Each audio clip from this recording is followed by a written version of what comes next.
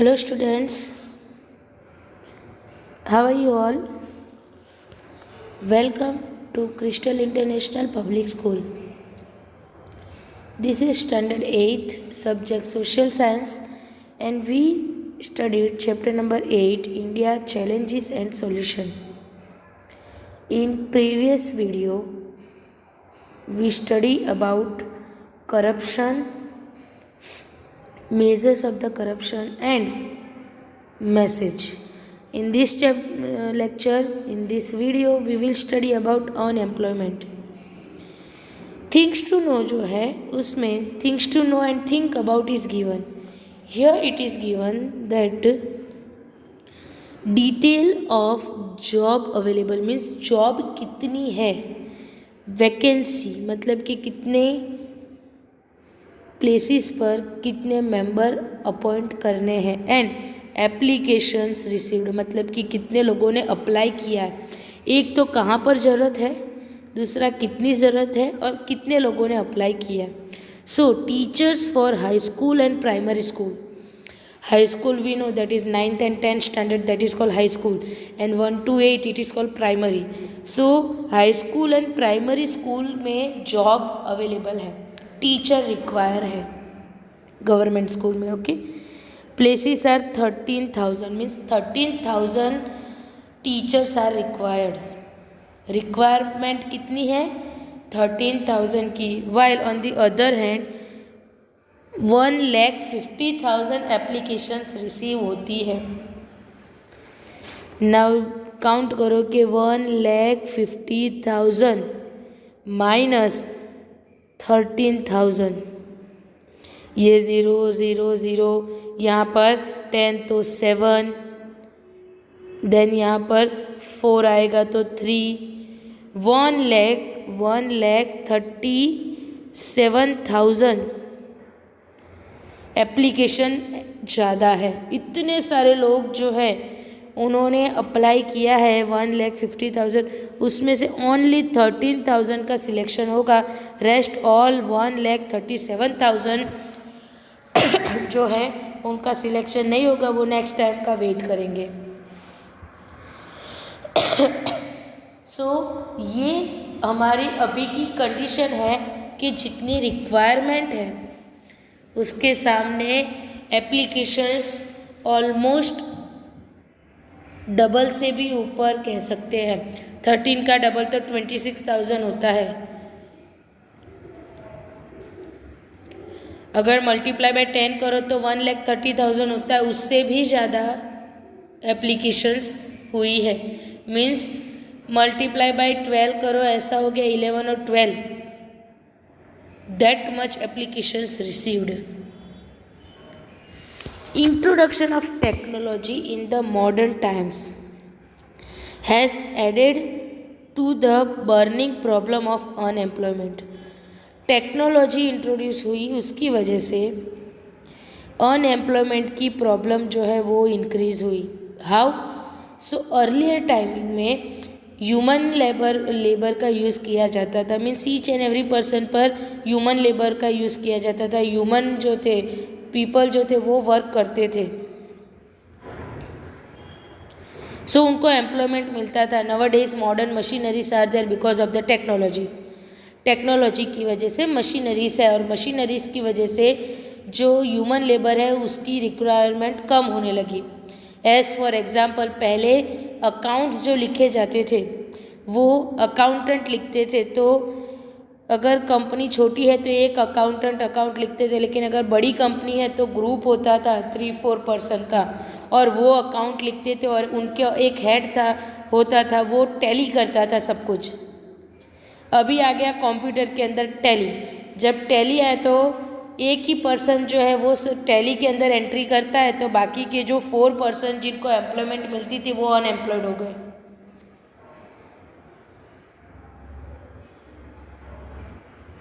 कोई भी कंपनी के अंदर कोई प्रोडक्शन करना है तो पहले लेबरर का यूज़ किया जाता है। सपोज़ फार्मिंग का ले लो, तो फार्मिंग में पहले ऐसा था कि सीड्स शो करने हैं या क्रॉप्स को हार्वेस्ट करना है तो ह्यूमन लेबर का यूज़ होता था।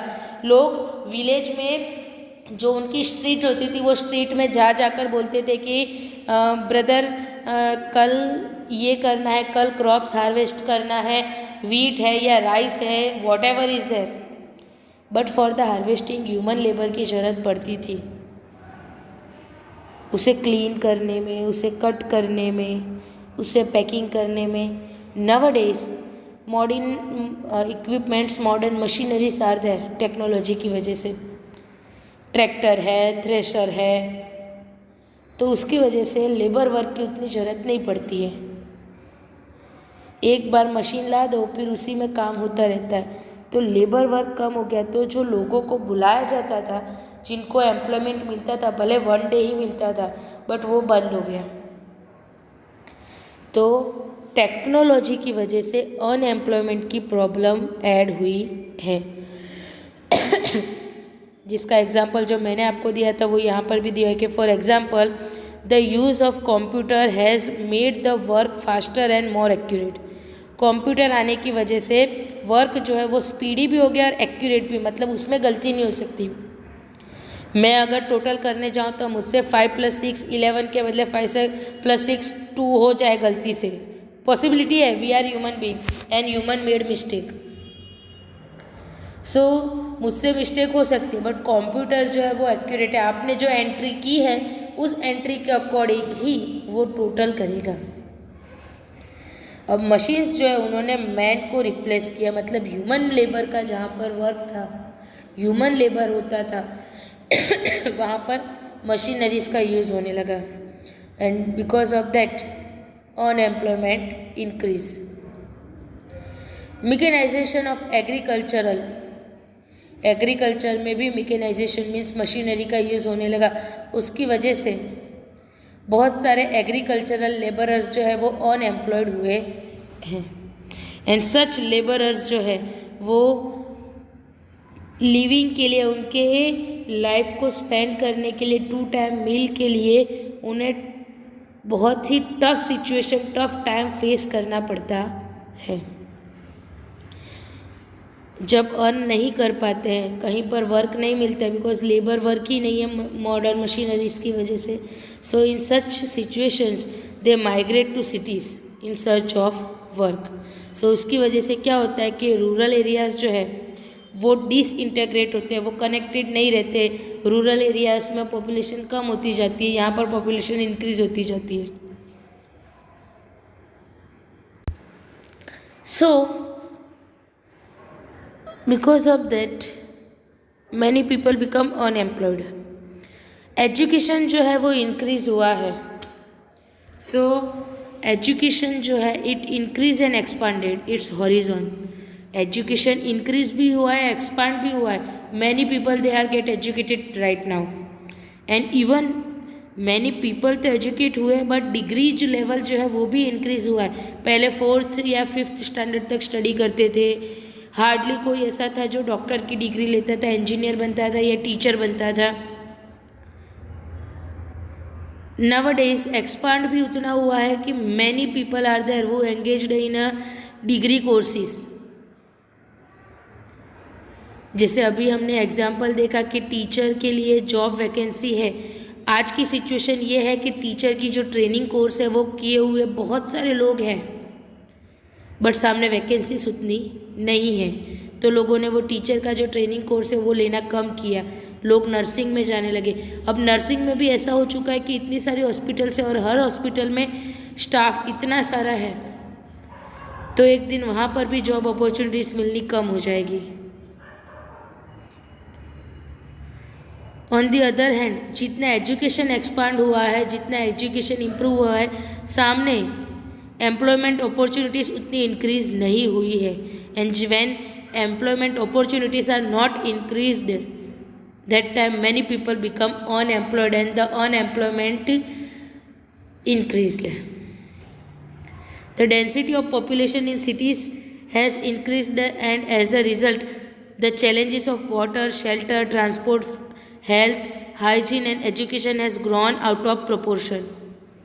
एज वी डिस्कस्ड कि जो फार्मर्स है, जो लेबरर्स है, फार्म लेबरर्स, उनको जब फार्मिंग में, एग्रीकल्चर में एम्प्लॉयमेंट नहीं मिलती है तो for the living purpose, for earning purpose they migrate to city areas, and city areas में पॉपुलेशन इंक्रीज होती है तो वाटर की प्रॉब्लम, शेल्टर प्रोवाइड करना, ट्रांसपोर्ट फैसिलिटी प्रोवाइड करना, health, hygiene, nutritious food provide करना, एजुकेशन प्रोवाइड करना, ये सारी प्रॉब्लम्स गवर्नमेंट को फेस करनी पड़ती है।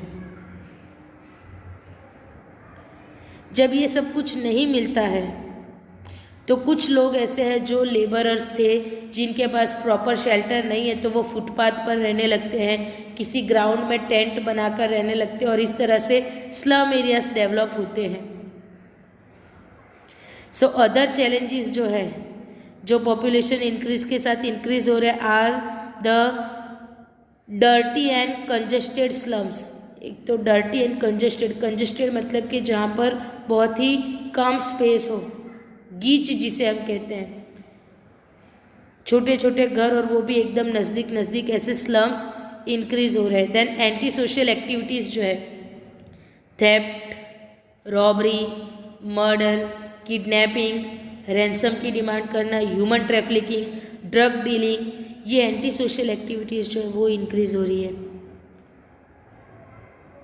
फैमिली में किड्स है, फैमिली मेम्बर्स ज़्यादा है, अर्निंग पर्सन ओनली फादर है, नहीं कर पाते हैं, फैसिलिटीज़ देना तो ठीक है, 2 टाइम का मील नहीं मिल पाता है तो ऐसे टाइम पर जो किड्स है, जो चिल्ड्रन है, उनको भी वर्क पर जाना पड़ता है, that is called child labour. At the age of getting education, जो एज एजुकेशन की है वो एज पे उनको वर्क पर जाना पड़ता है, that is called child labour. चाय की केटली पर जो यूटेंसिल्स है उसे वॉश करने के लिए, होटल एंड रेस्टोरेंट्स जो है वहाँ पर एज अ वेटर या एज अ क्लीनिंग वर्कर वो वर्क करते हैं। कुछ बच्चे ऐसे होते हैं जो बैग लेकर घूमते हैं, बूट शू पॉलिश करते हैं, शू को सील कर देते हैं, ऐसे वर्क करते हैं। कुछ बेगर बन जाते हैं। देन ड्रग एडिक्शन भी इंक्रीज हो रहा है, ड्रग कंज्यूम करना, अल्कोहल का यूज़ करना, मेंटल स्ट्रेस, ये सब इंक्रीज होता है। जब हम लोग हमारी फैमिली की जो नीड्स है उसे फुलफ़िल नहीं कर पाते, जितनी रिक्वायरमेंट है उससे आधा भी अगर हम नहीं कर पाते तो मेंटल स्ट्रेस होता है। And these are increased by products of the growing urbanisation and unemployment. इनकी वजह से अर्बनाइजेशन जो है वो भी ग्रो होता है, वो भी इंक्रीज होता है, अनएम्प्लॉयमेंट भी इंक्रीज होता है। A person who is above 18 years of age and is willing and capable to work and does not get a job is called an unemployed person. कोई भी पर्सन जिसकी एज 18 ईयर्स या उससे ज़्यादा है, 18 ईयर्स और more than 18 years and work करने के लिए कैपेबल भी है और वर्क करना भी चाहता है। विलिंग एंड कैपेबल मीन्स कि उसको काम करना भी है और काम करने का एनर्जी लेवल भी उसका है, बट देन टू उससे वर्क नहीं मिलता है, that person is called an unemployed person. Now measures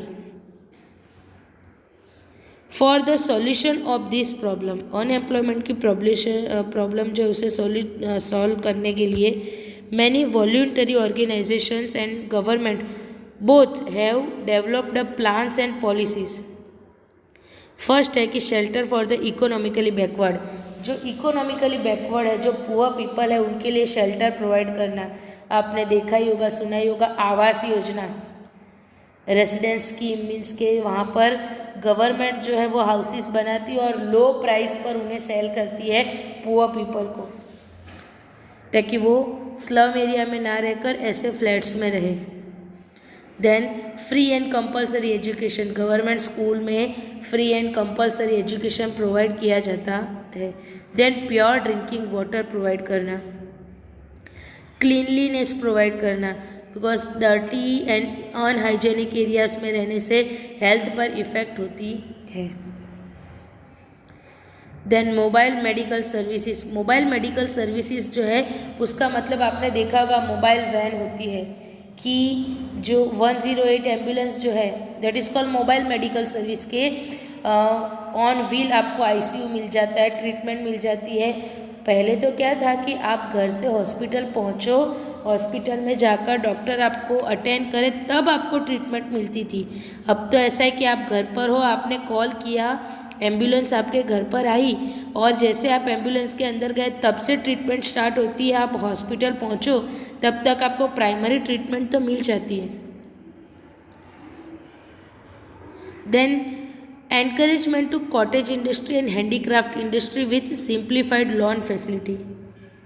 small scale industry जो है, जो कॉटेज इंडस्ट्री जो है, पिकल बनाना, पापड़ बनाना या एम्ब्रॉयडरी वर्क करना, जरी वर्क करना, ये जो handicraft industry and cottage industry है उनको एनकरेज किया जाता है लोन फैसिलिटी प्रोवाइड करके। सपोज़ आपके पास जॉब नहीं है, आपको काम करना है, आपके पास फाइनेंस भी नहीं है, तो ऐसे टाइम पर आप बैंक से, गवर्नमेंट से लोन लेकर अपना बिजनेस स्टार्ट कर सकते हो।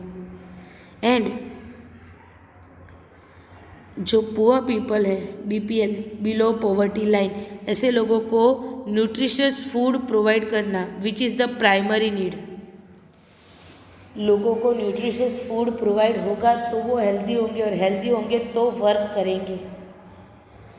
So this schemes, this plans and policies are followed by the voluntary organizations and government,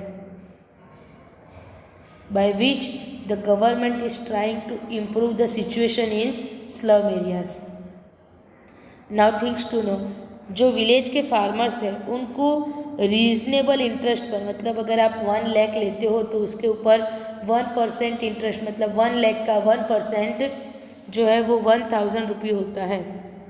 तो रीजनेबल रेट ऑफ इंटरेस्ट पर फार्मर्स को लोन प्रोवाइड की जाती है for the farming, for the animal husbandry and उसी की वजह से green revolution and white revolution. Green revolution मतलब कि जब फार्मिंग में क्रॉप्स का जो इंक्रीमेंट होता है, क्रॉप्स प्रोडक्शन इंक्रीज होता है, that is called green revolution. और एनिमल हस्बेंड्री से जब मिल्क का प्रोडक्शन इंक्रीज होता है, that is called white revolution. ये फ्लॉरिश हुआ है। So consequently the production in agriculture and dairy industry increase हुआ है because of the loan facility. Then our next point that is terrorism. Terrorism जो है वो सिर्फ इंडिया की ही नहीं बट ग्लोबल प्रॉब्लम है। Whole world is facing this problem. Terrorist activities जो है वो नेशन की प्रोग्रेस में ऑब्स्टेकल बनते हैं, मीन्स के हर्डल्स बनते हैं, प्रोग्रेस नहीं होने देते हैं। It is an evil effort to disturb the peace, brotherhood and unity of a nation. Nation की जो पीस एंड सिक्योरिटी है, ब्रदरहुड की जो फीलिंग है, भाईचारा जिसे हम कहते हैं, ये यूनिटी जो है उसे डिस्टर्ब करने के एविल एफर्ट है कि जिसकी वजह से हम एक दूसरे के अपोज हो जाते हैं, लड़ते रहते हैं। टेररिज्म जो है वो लोगों के अंदर फियर की फीलिंग जो है उसे इंक्रीज करते हैं through the violence and hatred. Terrorism का गोल यही है कि लोगों को डरा के रखना। टेररिज्म का गोल कभी भी सैक्रेड, प्योर या गुड नहीं होता है, मतलब कि होली, प्योर या तो गुड नहीं होता है। उसका जो गोल है वो ऑलवेज बैड है, it is not holy. Terrorism is an inhuman act which is carried out by a certain group of people in a planned way.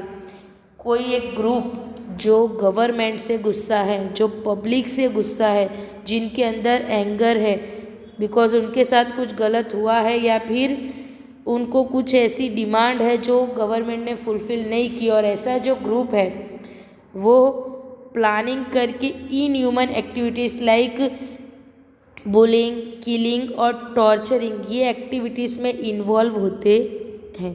This is called terrorism. Bullying जो है उसका मतलब होता है कि किसी को डराना, धमकाना। Killing you are knowing and torturing आपको पता है, किसी को हैरेस करना।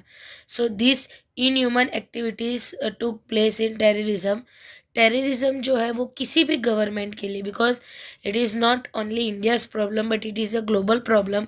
सो terrorism is a challenge for any government.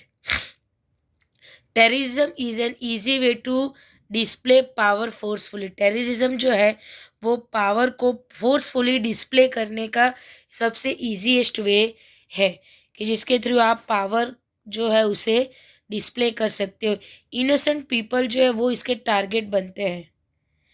Innocent people became a target of Bhaskar anywhere, मतलब कि हर जगह पर कहीं पर भी टेररिज्म एक्टिविटीज़ होती है तो उसमें जो लोगों को टारगेट किया जाता है, जिनको किल किया जाता है, जिन बॉम्ब ब्लास्ट में जो मरते हैं वो सब इनोसेंट पीपल होते हैं। मैस्कर का मतलब large number of people die together, so वही टारगेट बनते हैं। In past there were terrorist attack on the parliament, hotel Taj, Mumbai share market, local train and on Akshardham etcetera.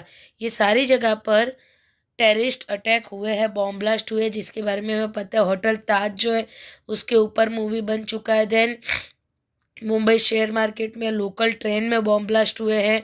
Akshardham temple जो है उस वहाँ पर बॉम्ब ब्लास्ट हुए।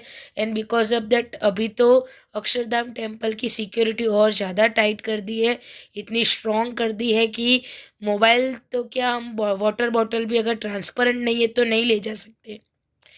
टेररिज्म जो है it's a pure hatred and cruelty, purely only and only hatred and cruelty ही है। हेटर्ड नफरत की फीलिंग ही है। It has got nothing to do with kinsman, religion और लैंग्वेजेस। इनका किसी से किन्समैन, रिलीजन या लैंग्वेज, मतलब कि ये हमारे ब्रदर या सिस्टर है या हमारे रिलीजन के, हमारे कास्ट के हैं, हमारी लैंग्वेज वाले, उनका कुछ लेना देना नहीं है। रिलीजन बेस्ड भी नहीं है। रिलीजन के नेम पर लोगों को भड़काया जाता है, उनको एक्टिव किया जाता है, इन्वॉल्व किया जाता है, बट रिलीजन का भी इसमें कोई पार्ट नहीं है। जो भी पीपल या पर्सन जो गवर्नमेंट से एंग्री है, गवर्नमेंट के लिए उनके अंदर गुस्सा है, ऐसे सारे ही लोगों को टेररिस्ट एक्टिविटीज़ में ज्वाइन किया जाता है। Now measures, we have to face it with bravery and courage. Terrorism जो है उसे हमें ब्रेवरी एंड करेज से फेस करना है। नेशन का जो इंटेलिजेंस ब्यूरो है, इंटेलिजेंस ब्यूरो मतलब यहाँ पर ऐसे ऑफिशियल्स काम करते हैं जो उसी फील्ड में स्पेशलिस्ट होते हैं। तो हमारा जो इंटेलिजेंस ब्यूरो है नेशन का, वो स्ट्रॉन्ग एंड एक्टिव होना चाहिए। देन अवेयरनेस, जो कोऑपरेटिंग की होनी चाहिए कि हम एक दूसरे को कोऑपरेट करें। ऐसी जब सिचुएशन होती है, दैट टाइम पीपल एक दूसरे की हेल्प करें। Awareness regarding cooperating with the security agencies has to be developed.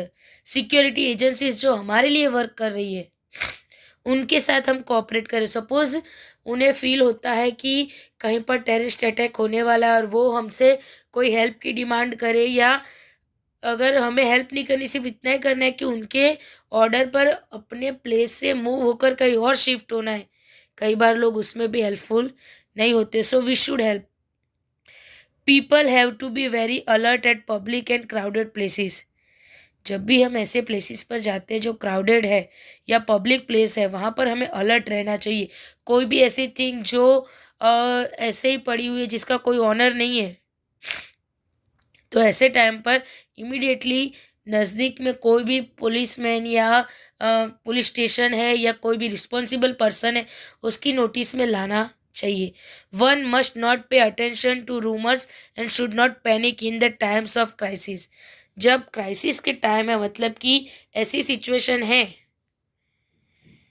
कि जब प्रॉब्लम्स क्रिएट हो सकती है, अटैक होने के चांसेस होते हैं, ऐसे टाइमिंग में हमें रूमर्स पर अटेंशन नहीं देना चाहिए। किसी ने बोला कि वहाँ पर बॉम्ब रखा है और हम भागना शुरू कर दे, सो ऐसे रूमर्स पर हमें अटेंशन नहीं देना है और पैनिक भी नहीं होना है। समटाइम्स हम पैनिक होते हैं, डर जाते हैं और फ्रस्ट्रेशन में आकर फियर, डर के अंदर हम लोग मिस्टेक्स करते हैं, जिसकी वजह से प्रॉब्लम्स बढ़ती है। The security forces should be well equipped with CCTV cameras and metal detectors. CCTV cameras होने चाहिए, वो वर्क भी करने चाहिए। एंड मेटल डिटेक्टर मतलब कि जो ऐसे बॉम्ब अगर कहीं पर प्लांट किए गए हैं तो वो इमीडिएटली डिटेक्ट हो, ऐसे इक्विपमेंट्स हमारे पास होने चाहिए। इवन सिक्योरिटी फोर्सेस के पास वो अवेलेबल होने चाहिए। इनके अलावा भी apart from this various other challenges भी है जिसे नेशन फेस कर रहा है। आर ऑर्थोडॉक्सी, ऑर्थोडॉक्सी मतलब पीपल की जो खुद की बिलीफ होती है, स्ट्रॉन्ग रिलीजियस बिलीफ, कि उसके ऊपर वो कुछ मानने को रेडी नहीं होते। देन कम्युनलिज्म, कम्युनलिज्म हमें पता है वो कम्युनिटी के बेसिस पर डिफरेंसेस क्रिएट किए जाते हैं। कास्टिज्म जिसे हम कहते हैं। Then regionalism, discrimination based on language, border issues, rehabilitation after natural disaster मतलब कि फ्लड है या ड्रॉट है या ऐसे कोई भी नेचुरल डिजास्टर होते हैं, अर्थक्वेक, वॉल्केनिक इरिप्शन, सुनामी, उसके बाद जो लोग उससे अफेक्टेड है, जो उसमें मर गए हैं वो तो मर गए, लेकिन जो बचे हैं उनको वापस से रेगुलर रूटीन उनकी लाइफ स्टाइल स्टार्ट हो सके, इसलिए rehabilitation work that is very difficult. ये सारे ही पॉइंट्स ऐसे हैं जो हमारे लिए बहुत ही इम्पोर्टेंट है और इसे हमें समझने की ज़रूरत है। Okay, so with that this chapter is finished over here. Hope you understand everything. If you have any doubt in Zoom lecture, you can ask. Thank you all.